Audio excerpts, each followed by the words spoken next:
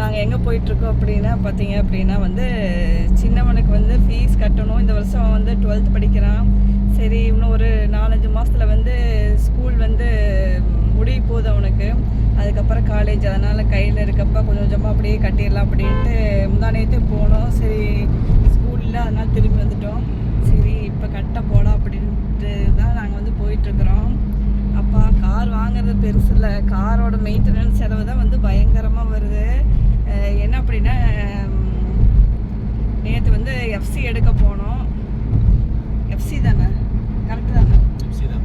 அப்புறம் அதுக்கு வந்து பார்த்தீங்க அப்படின்னா அதுக்கு ஒரு அமௌண்ட்டு போகுது. போன மாதம் வந்து கார் வந்து ஆயில் சர்வீஸ்லாம் விட்டோம்.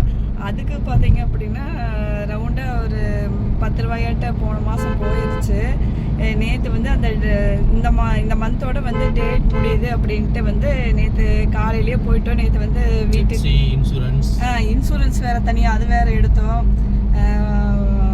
பார்த்தீங்க அப்படின்னா போன மாதம் ஆயில் சர்வீஸு, எஃப்சி, இன்சூரன்ஸ் எல்லாம் சேர்ந்து அப்படின்னா பல்காக ஒரு அமௌண்ட்டு போயிடுது காருக்கு. அப்பா, ஆனால் கார் வாங்குற கூட வாங்கல, இதெல்லாம் மெயின்டெனன் பண்ணுறது தான் வந்து ரொம்ப ரொம்ப பெரிய விஷயமா இருக்குது. என்ன பண்ணுறது, கரெக்டாக நம்ம வெளியே லாங் இது போகணும் அப்படின்னா வந்து நம்ம எல்லாமே வந்து கரெக்டாக பக்காவாக வந்து நம்ம வச்சுக்கணும். பார்த்தீங்கன்னா இது இல்லாமல் க்ரீன் டேக்ஸ் இதெல்லாம் வந்து அந்த எஃப்சி கூடவே அவங்க போட்டு கொடுத்துருவாங்க இல்லையா, க்ரீன் டேக்ஸு. அப்புறம் வந்து பொல்யூஷன் சர்டிஃபிகேட் தனியாக வாங்கணுமா, அது நம்ம தனியாக வாங்கிக்கணும் இல்லையா? பொல்யூஷன் சர்டிஃபிகேட் வந்து அது வந்து நம்ம தனியாக வாங்கிக்கணும். ஏன்னா நம்ம ரொம்ப லாங்கெல்லாம் போகிறப்ப பார்த்தீங்க அப்படின்னா வந்து போலீஸ் அதெல்லாம் வந்து பார்த்து எல்லாமே வந்து செக் பண்ணுவாங்க. அதனால் வந்து ரொம்ப ரொம்ப அவசியம். சீட் பெல்ட்டு வந்து போடணும். நாங்கள் ஒரு இடம் பள்ளி வரப்போ இவரா பையனான்னு தெரியல, சீட் பெல்ட் வேறு போட விட்டாங்க. அதுக்கு ஃபைன் வேறு போட்டிருக்குறாங்க.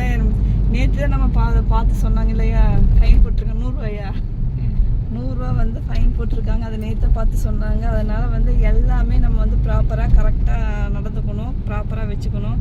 இது எல்லாமே வந்து நம்ம கார் வச்சுருந்தா கண்டிப்பாக வந்து நம்ம மெயின்டைன் பண்ணி ஆகணும்.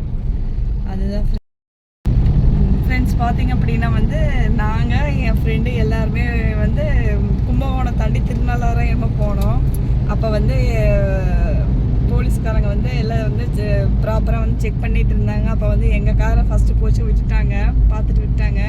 என் ஃப்ரெண்டோட காரு அப்போ இதெல்லாம் பொல்யூஷன் சர்டிஃபிகேட் இல்லையா, பொல்யூஷன் சர்டிஃபிகேட் இல்லை அப்படின்ட்டு அதுக்கு வந்து 1000 2000 ரூபாயா, 1000 ரூபா இல்லையா, அதுக்கு வந்து 2000 ரூபா வந்து ஃபைன் போட்டாங்க. அதனாலே பார்த்திங்கன்னா வந்து கரெக்டாக நம்ம வந்து எல்லாமே வந்து மறக்காமல் எல்லாம் அந்தந்த டேட்டுக்கு வந்து நம்ம வந்து எல்லாமே பார்த்திங்க அப்படின்னா ரெனியூவல் பண்ணி வச்சுக்கிறது ரொம்ப ரொம்ப பெஸ்ட்டு. அதான் நேற்று அந்த வேலையை மறுபடியும் இது காரில் என்னென்ன ஒர்க்கு எல்லாமே வந்து நேற்றோட எல்லாம் நாங்கள் கம்ப்ளீட் பண்ணி எல்லாமே பார்த்திங்க அப்படின்னா நாங்கள் ரெடியாக எடுத்து